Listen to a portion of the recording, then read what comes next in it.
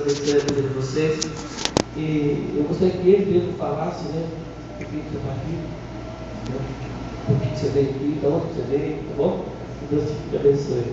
Seja bem-vindo, que Deus use a sua vida. Vamos orar pela vida dele nessa hora. Pai, eis aqui o teu servo. Eis aqui, Senhor, o instrumento do Senhor. Ele veio aqui, Senhor, porque o Senhor o trouxe. Nós cremos em um Deus de propósito. Nós não cremos em coincidência.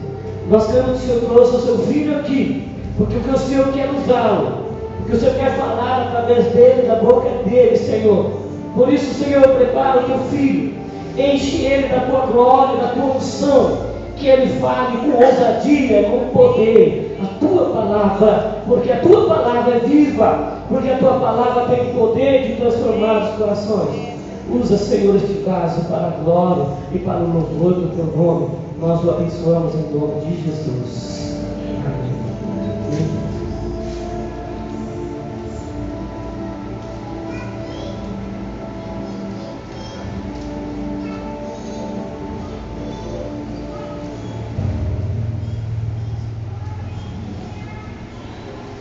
Glória a Deus. A paz do Senhor Jesus. Amém. Glória a Deus por essa oportunidade que o Senhor nos concede nessa noite, nesse dia que para mim é singular, peculiar, devido a estar em uma igreja que tem uma história maravilhosa. É a primeira vez que eu piso meus pés dentro da igreja metodista, mas eu sei quão grande é a responsabilidade de ministrar hoje a palavra numa igreja em que o menino que nascia em 1703, John Wesley, um homem que em 1739, num círculo de oração, foram tomados pelo poder de Deus e a vida dele foi mudada naquele dia. Não só a vida dele, como a vida dessa igreja. E um dia eu quero encontrar John Wesley no céu, dar um abraço nele e dizer que um dia eu estive na igreja metodista e pude ministrar a palavra do Senhor. Um dia John Wesley disse uma frase: pastor, ele disse que todos nós homens devemos estar prontos para morrer ou para pregar. Pronto para morrer porque a morte para nós é simplesmente um meio de transporte para encontrar com Jesus mais rápido. E pregar, porque todo homem que Deus o resgata com tuas mãos fortes da lama, do poço, ele não tem mais nada precioso na tua vida. E se disse nosso irmão Paulo em Atos dos Apóstolos, do que ministrar a palavra e o ministério que o Senhor nos deu. Nessa data de hoje faz 8 anos e 7 meses que eu me encontro privado da minha liberdade. No ano de 2005, em outubro, algemas prenderam as minhas mãos, algemas prenderam os meus sonhos e algemas prenderam a minha alma. 3 anos após, dentro do presídio, numa penitenciária de Casa Branca, eu tive um encontro com o Senhor Jesus Cristo. A partir daquele momento, a algema da minha alma foi quebrada. Por um momento, a algema do meu espírito, ela foi quebrada. Ela foi quebrada porque algo muito maior e mais forte, que tomou a vida de John Wesley quando ele ainda era criança, porque sua mãe era piedosa e ensinava para ele desde criança as Sagradas Escrituras. E a partir daquele momento, mesmo dentro das grades, atrás delas, eu posso dizer: eu estou livre, porque Jesus me libertou do pecado, me transportou das trevas e me levou para a sua maravilhosa luz. E Ele não fez só isso com a minha vida, Ele fez com a vida de muitas. As algemas que me prenderam foram reais e físicas, mas um dia as algemas prenderam todos nós. E o Senhor nos libertou. Eu gostaria que você falasse para o teu irmão que está do teu lado: você é livre, para a glória de Deus. Você é livre. Hoje é dia das mães. Eu trouxe um presente para todas as mães. Eu trouxe um MSN do céu, pastor, que o Senhor me deu nas minhas mãos, orações da madrugada, num chão frio de um banheiro atrás de uma cela.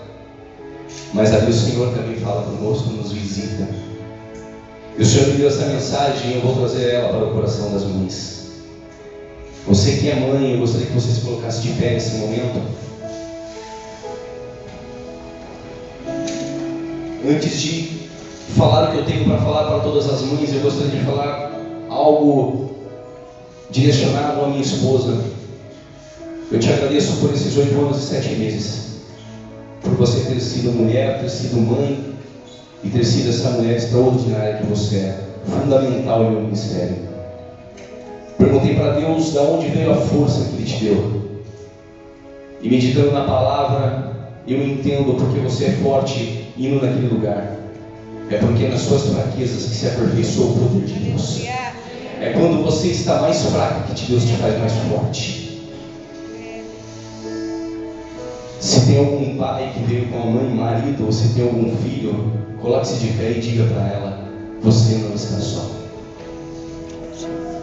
Dá um abraço na tua mãe.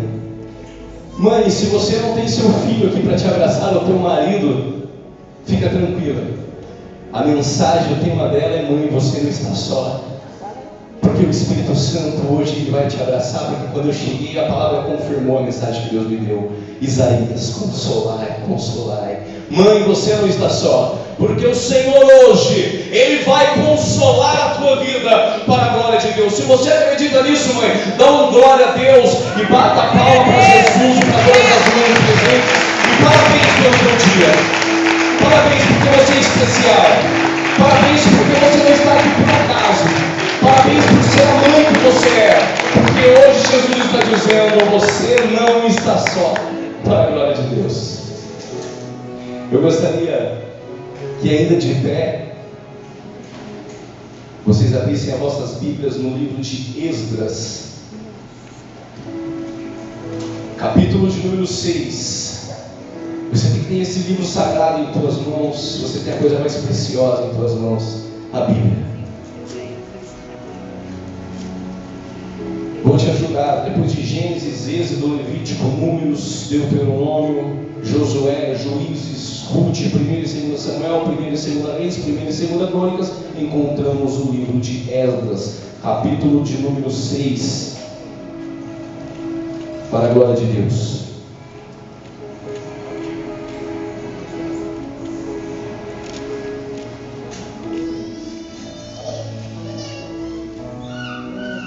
Se você encontrou, diga eu encontrei. Eu encontrei. Quem não encontrou ainda, levanta a tua mão e diga: eu não encontrei. Eu vou te esperar.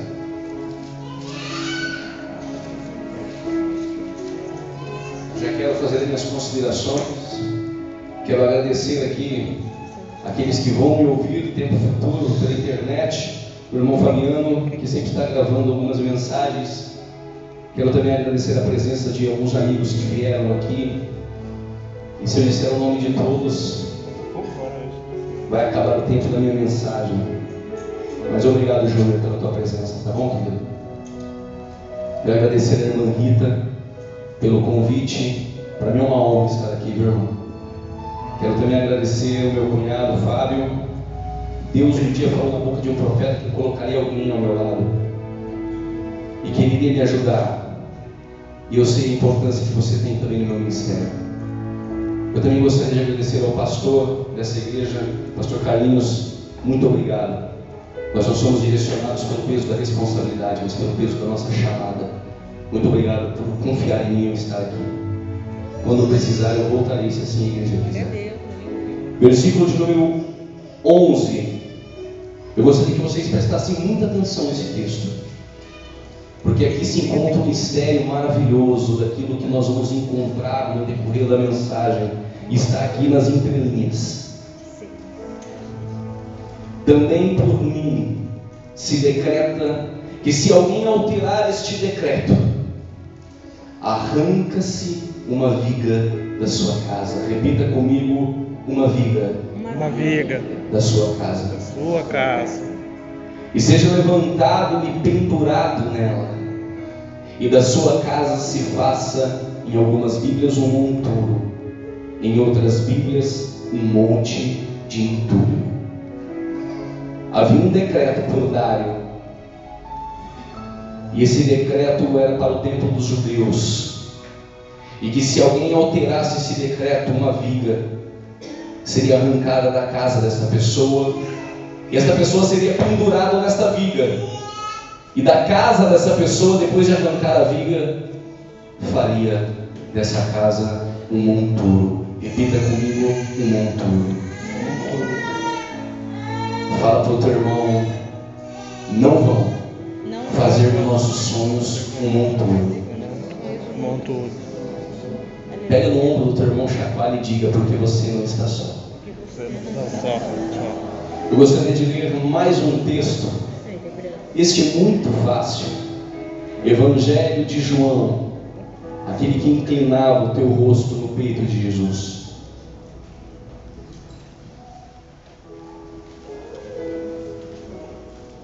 Evangelho de João, capítulo de número 19.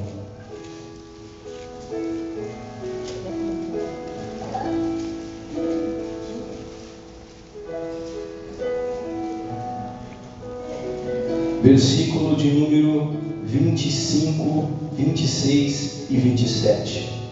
Aí nós vamos fechar as nossas Bíblias, nós vamos tomar o nosso assento depois de fazer a menção do texto sagrado, e nós vamos viajar na palavra de Deus. Amém. Todos encontraram, digam: eu ainda sonho. Eu ainda sonho. Eu não acredito que os sonhadores estão hoje tão cansados. Diga com convicção aqueles que ainda sonham, que seus sonhos não morreram. Digam: eu ainda sonho. Eu ainda sonho. Amém. Versículo de número 25. Junto à cruz de Jesus estava sua mãe. Repita: sua mãe. E a irmã dela e Maria, mulher de Clopas, e Maria Madalena. Vendo Jesus ali, a sua mãe, e que o discípulo a quem ele amava estava presente, disse Jesus à sua mãe: mulher, eis aí o teu filho. Depois Jesus disse ao discípulo: eis aí a tua mãe. Dessa hora em diante o discípulo a recebeu em sua casa. Toma teus assentos no nome de Jesus.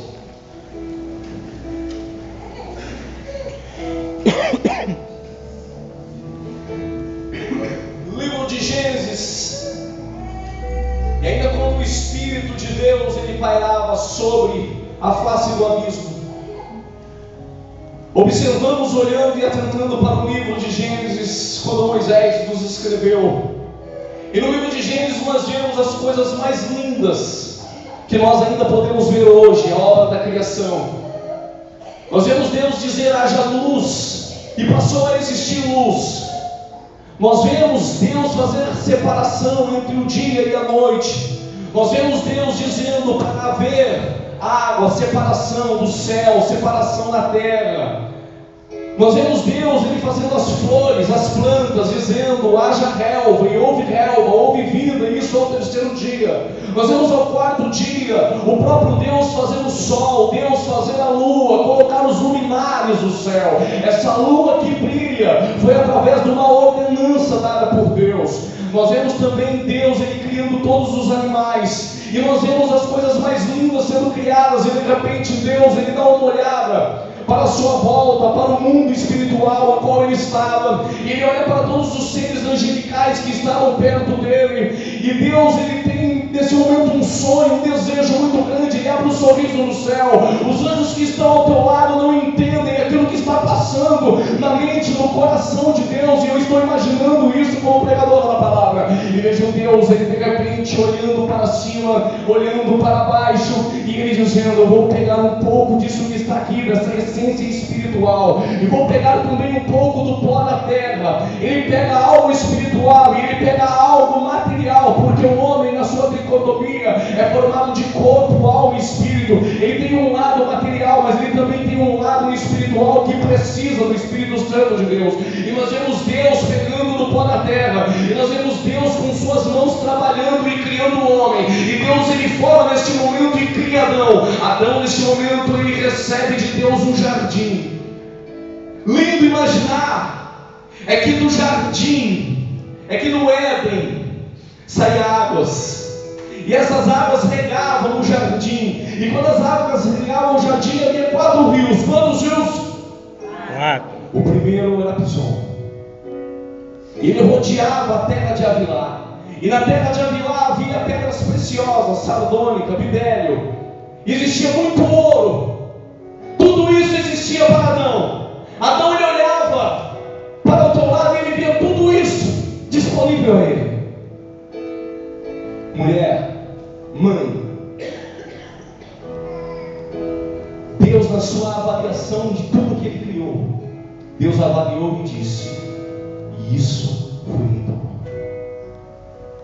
Adão, ele percebe que os animais têm macho e tem fêmea.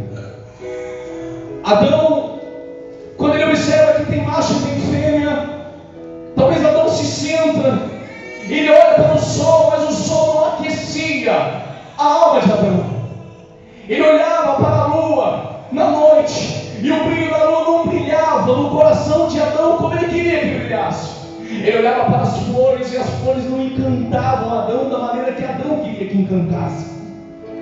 Adão, ele olhava para os animais, e ele viu os animais se tratando com afeto e carinho, o macho e a fêmea. Adão, ele olha para as estrelas e ele vê as estrelas brilhando no céu. Mas isso não chama a atenção de Adão. E Adão se entristece. Só tem uma coisa no livro de Gênesis, no período da criação, que Deus percebe que não era bom. Vou repetir. Tudo que Deus criou, Ele disse: isso foi muito bom. Mas só tem uma coisa que Deus disse que isso não era bom: é que Adão ficasse só. Fala para tua mãe, para tua esposa, é aí que você entra na história. Fala para ela, é aí que você entra na história. Por que Adão estava triste? Porque Deus, em sua avaliação, percebera que tudo era muito bom, mas tinha uma coisa que não era bom: ver Adão sozinho. Deus adormece Adão.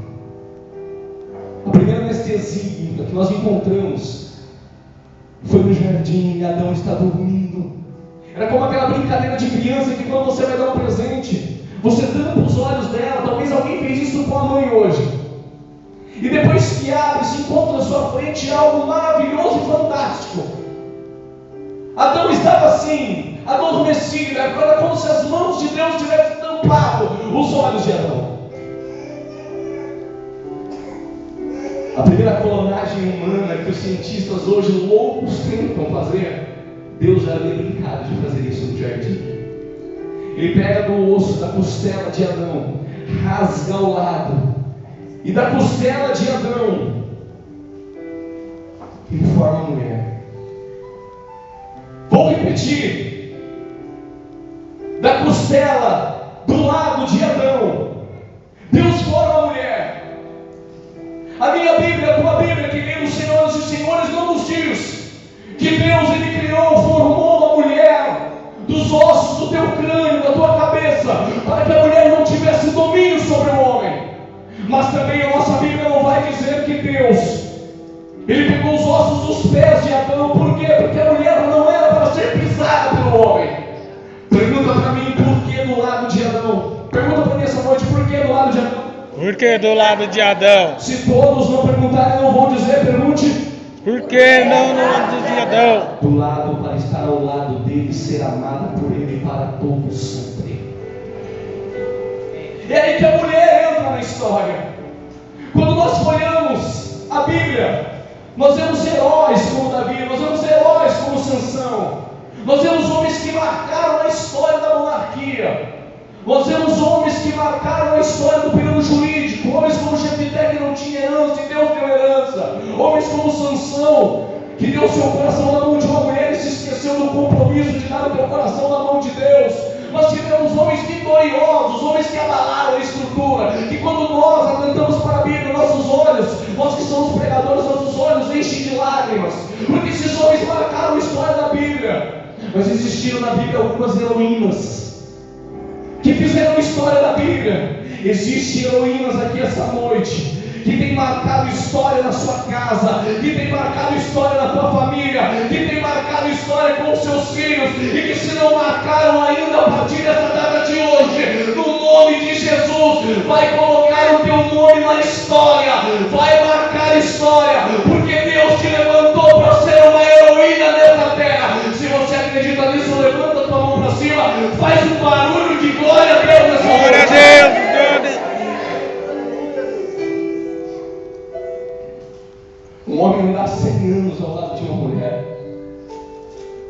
debaixo de uma promessa, porque Sara era estéril, ela não podia gerar, ela não podia ter filhos, e uma mulher que não tinha filhos naquela época era taxada de uma mulher que tinha uma maldição sobre a sua vida. Era aquelas mulheres que andavam pela vila, andavam pelo deserto, andavam por todos os lados, e as mulheres que tinham filhos, brincando com os filhos, e aquelas mulheres que não geravam, nem encostavam, eram desprezadas, choravam dentro de casa porque queriam um filho. E Sara tinha uma promessa, ela estava dentro da tenda, no capítulo de número 19 de Gênesis, quando anjos vieram visitar aquele que estava à frente da tenda, e disse que num tempo determinado Sara iria gerar. Esse tempo determinado dura 2 capítulos, mas 2 capítulos na Bíblia são anos, são 25 anos. Ela chegou até a sorrir, ser irônica com a promessa, ela nem acreditava naquilo. No capítulo de número 20, a primeira provação, ela vai parar nos braços de um rei de Gerar. Até o capítulo de número 21. Talvez hoje, mãe, você está no capítulo de número 19.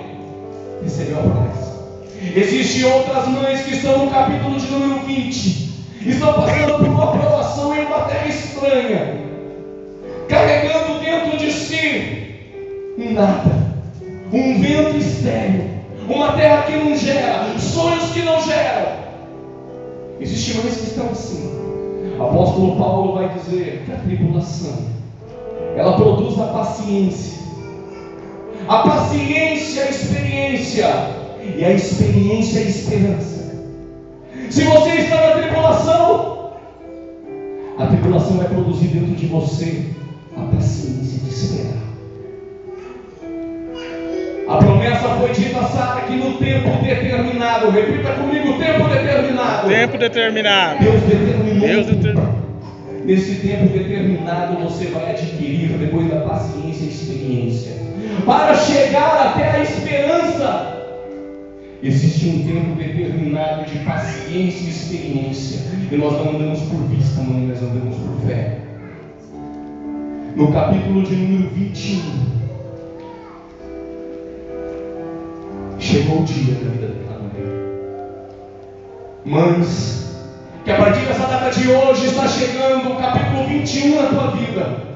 O tempo de gerar, o tempo dos teus sonhos sair da esterilidade, o tempo das pessoas pararem de consular dos teus sonhos, o tempo das pessoas pararem de olhar para você e te diminuir, o tempo de você olhar para dentro do seu lar e saber de uma coisa: a partir do momento que eu recebi a promessa, eu aprendo algo com Deus. Eu quero compartilhar com a igreja metodista essa noite o porquê Deus permitiu 25 anos como tempo determinado para aquela mulher. É porque Deus, Ele queria que todas as possibilidades humanas se esgotassem. Quero repetir isso para você, que você vai embora. Guarda isso na capa da tua Bíblia, guarda isso no teu coração, guarda isso para onde você for. Saiba de algo, nesse tempo determinado que Deus colocou na tua vida, mãe, é para isso. Quando todas as possibilidades humanas se esgotarem, aí Deus entra e mostra que é Deus. No capítulo 19 é o capítulo de número 21. Havia ainda possibilidades humanas. Deus está no céu olhando para o ventre daquela mulher na terra, e Deus talvez estava dizendo no céu dessa maneira: eu vou esperar esgotar todas as possibilidades humanas. Quando acabar todas as possibilidades humanas da vida dessa mulher, eu vou descer lá embaixo, vou colocar no ventre de Sara uma criança, e ela vai passar a gerar somente sonhos que a partir de hoje vão passar a gerar nessa igreja. Só aqueles que acreditam nesse sonho, joga a mão para cima, enche esse lugar de glória.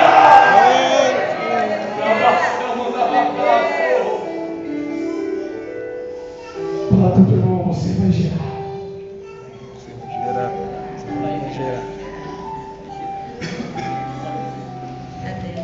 Ana também era estéril, segunda heroína da Bíblia, mas a minha Bíblia não diz que ela ficou dentro batendo, esperando os teus sonhos.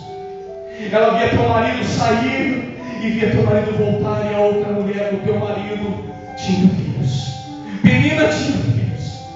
Ana dormia ao lado de Eucana, sabia que Eucana amava mais do que 10 filhos, mas ela tinha um sonho. Ela queria gerar. E toda mulher é assim. Pode o pregador vir e dizer: irmã, fica tranquila. Ela não fica tranquila. Isso já vem da mulher, e quem é marido sabe disso.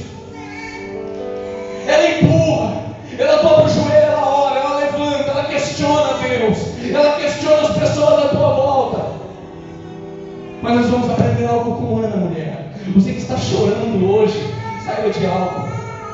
Ana foi para os pés de Deus, foi chorar, perseverou.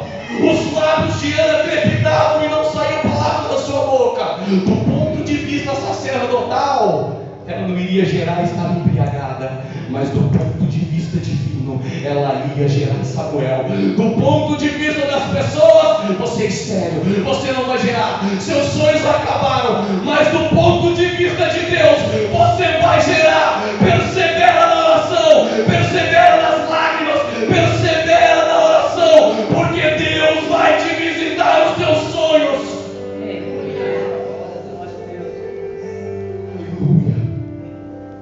Aí eu entro na história. Aprendemos algumas coisas com essas mulheres. Aprendemos algumas coisas com a Raabe. Aprendemos uma prostituta que teve fé e se transformou numa mulher que entrou na família de Jesus. Uma moabita como Ruth, que deixou tudo para trás, deixou Moab, terra da carne, para ir até Belém, por acreditar naquilo que ela não enxergava. Entrou na família de Jesus. Quando eu olho para a genealogia de Mateus, e muitos leitores da Bíblia pulam, parece tão insignificante genealogia. E nenhuma genealogia de judeu aparece nomes de mulheres. As mulheres eram tão desprezadas naquele tempo no Oriente, que nem o nome delas apareciam nas histórias dos judeus. Mas aparecem 4 mulheres na genealogia em Mateus capítulo 1. Sabe por quê? Porque essas mulheres marcaram a história. Porque essas mulheres foram mulheres diferentes. Foram mulheres que tinham algo dentro delas que era muito mais forte do que um batalhão de homens. Era muito mais forte talvez do que 600 homens valentes de Davi. Era muito mais forte do que 175 mil soldados assírios. Elas eram mulheres comuns. Eram mulheres que não tinham, exteriormente falando, algo diferente das outras. Eram mulheres comuns, como vocês, mãe. Mas introspectivamente, dentro delas, existia algo muito forte, que fazia aquelas mulheres caírem e se levantarem, e se agarrar com suas unhas nos seus sonhos e numa promessa, e acreditar que a qualquer momento Deus a visitaria, chacoalharia a tua vida, chacoalharia a tua história, mudaria o curso de tudo, e colocaria essas mulheres para servir de exemplo para a igreja do Senhor em pleno século 21.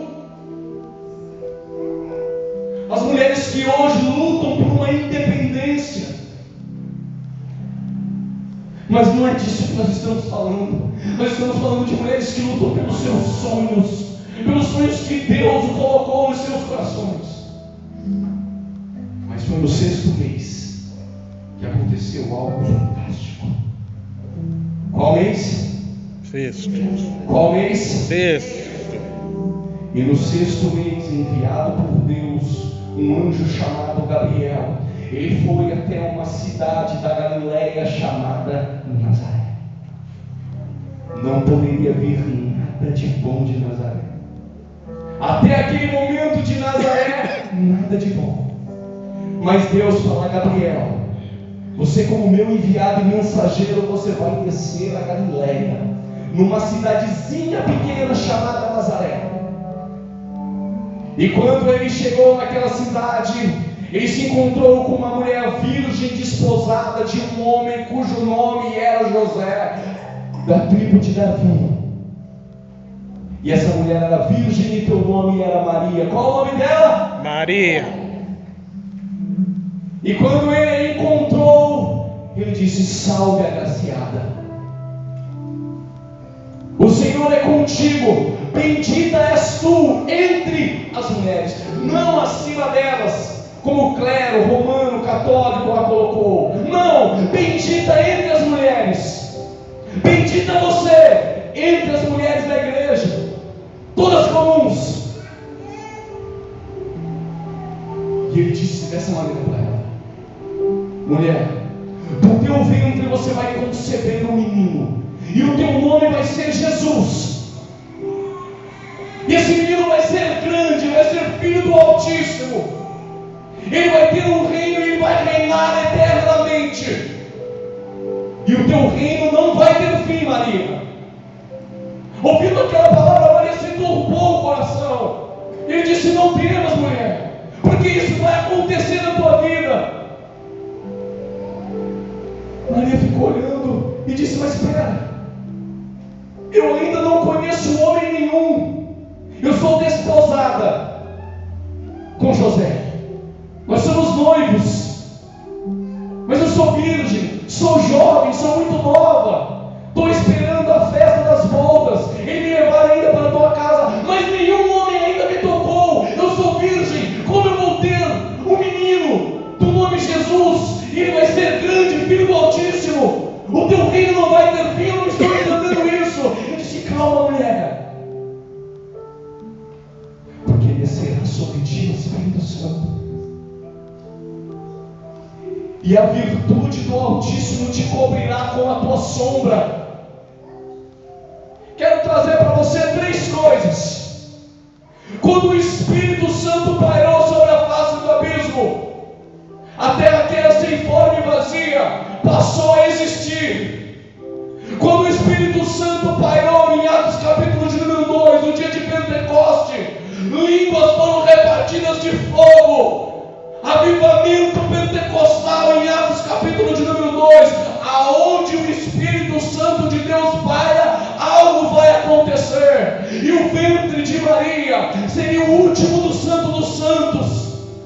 Seria o lugar que o Espírito Santo entraria e colocaria a semente. Aonde o Espírito Santo paira, algo vai acontecer. Igreja Metodista, nessa noite eu quero dizer algo para vocês.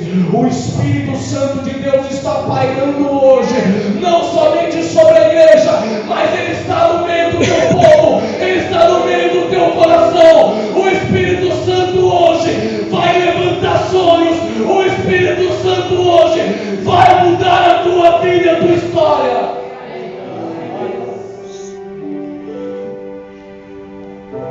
Aquela mulher olhou e disse: tudo bem.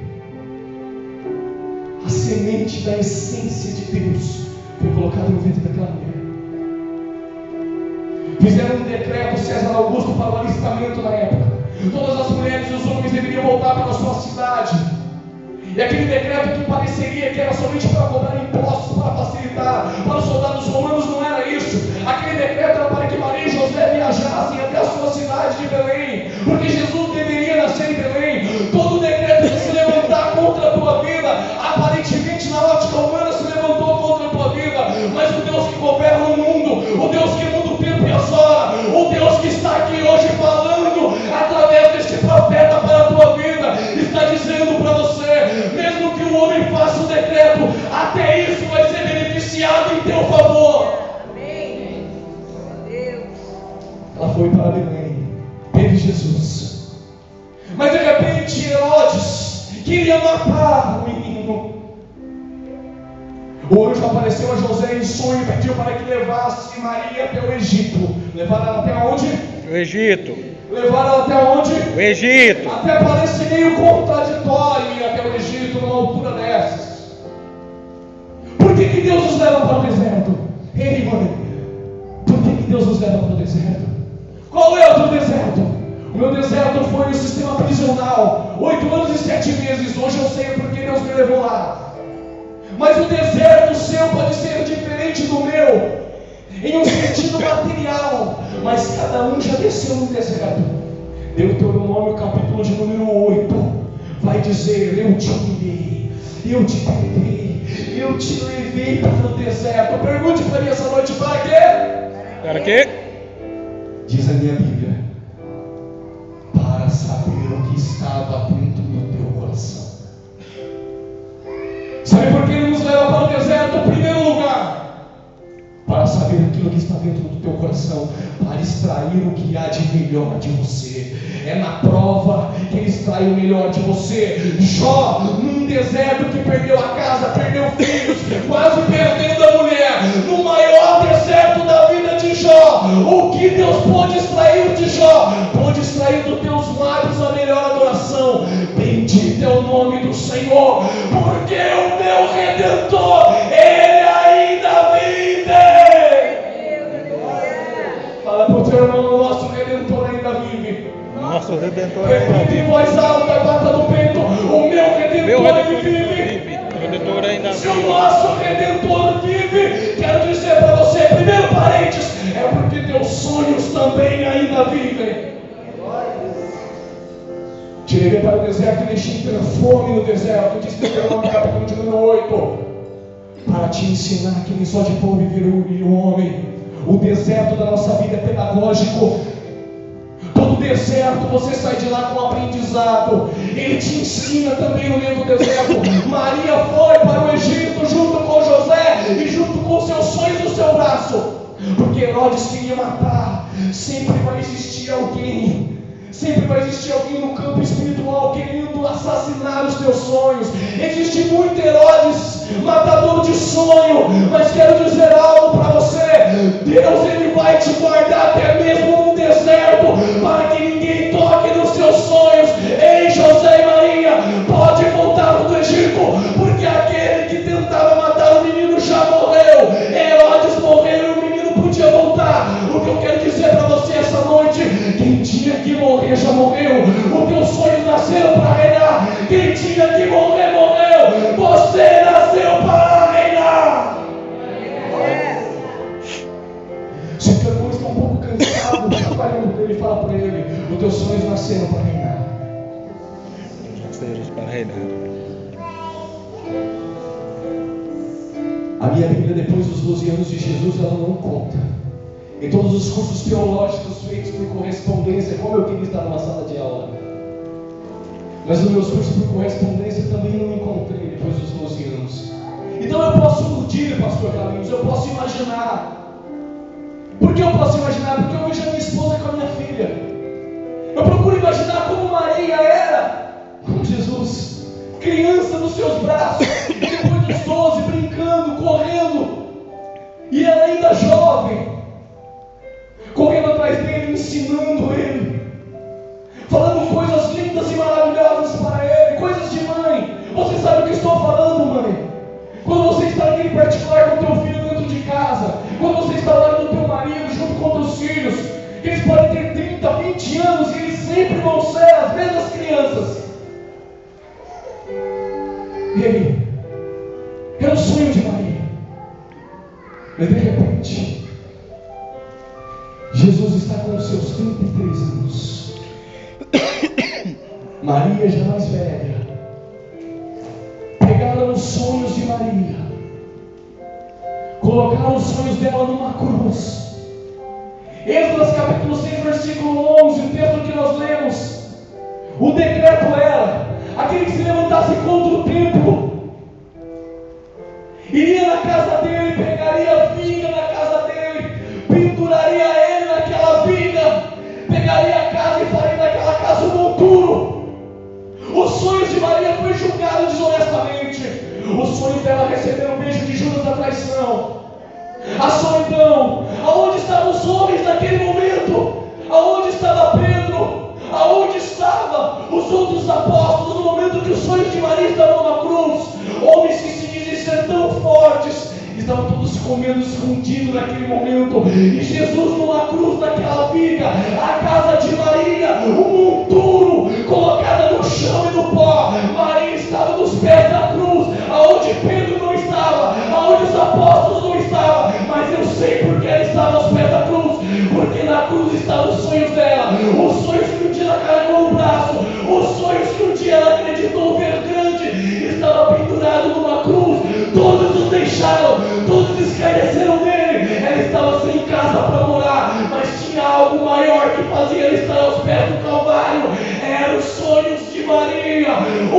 sonhos te levam até o Calvário, mas quero dizer algo para você: tua vida pode estar no monturo, os teus sonhos podem estar pendurados numa cruz, mas Deus vai te surpreender. Glória a Deus.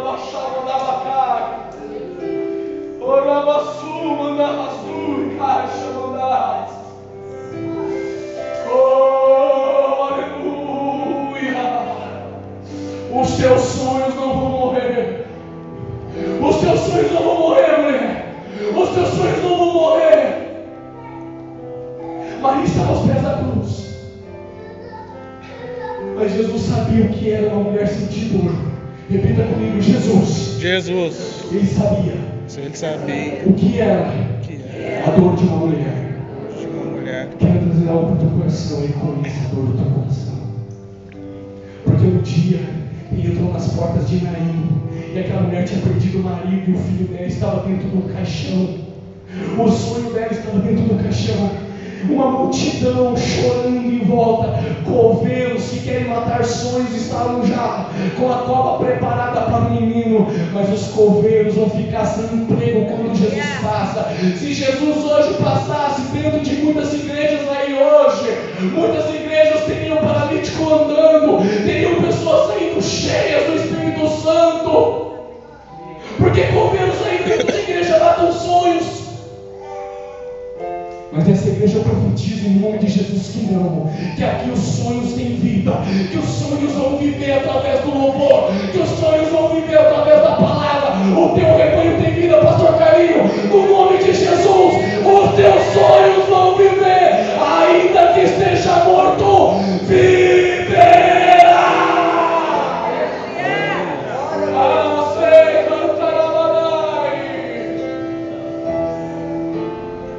Somente olhou para aquela mulher e disse: não chores. Não chorar ainda com o filho morto é difícil, né, Júnior? Não chorar depois que ele está vivo é fácil.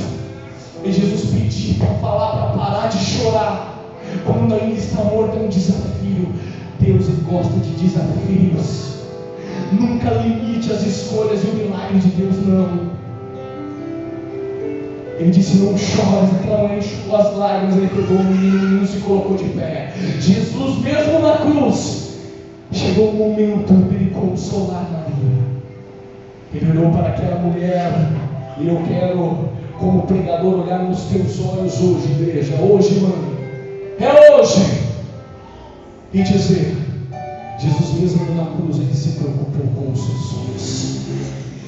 Ele olhou para Maria, e aqui Maria representa todas as mães da face da terra. E ele disse: ei, mulher, sua casa pode estar um monturo. Mulher, você não vai ficar sozinha, não vai ficar só. Eis aí o teu filho. Ei, João, eis aí a tua mãe. Leve-a para casa. Ela não vai ficar sem lugar para morar. João simboliza o Espírito Santo de Deus aos pés da cruz. O Espírito Santo não vai te deixar sem lugar. Ele vai preparar e já preparou uma morada para você, mãe. Ele se preocupa com você. Ei, mãe, você não está só. Eis aí o Espírito Santo Consolador. Consolai, consolai. O Espírito Santo não vai deixar você sozinha. Levaram os sonhos delas para o sepulcro. Meu tempo está se esgotando, eu tenho que terminar. Num domingo, fala para o teu irmão: hoje é domingo. Hoje é domingo. Era no domingo, fala para o teu irmão: hoje é domingo. Hoje é domingo. Se é domingo, algo tem que acontecer. O grupo de louvor pode vir para cá, algo tem que acontecer. Evangelho de Marcos, algumas das mulheres, não sei qual, e não me pergunte, disse assim dessa maneira: quem removerá a pedra? A pedra foi removida não porque o autor da vida não poderia removê-la. Ele removeu aquela pedra porque as Marias precisavam saber de algo.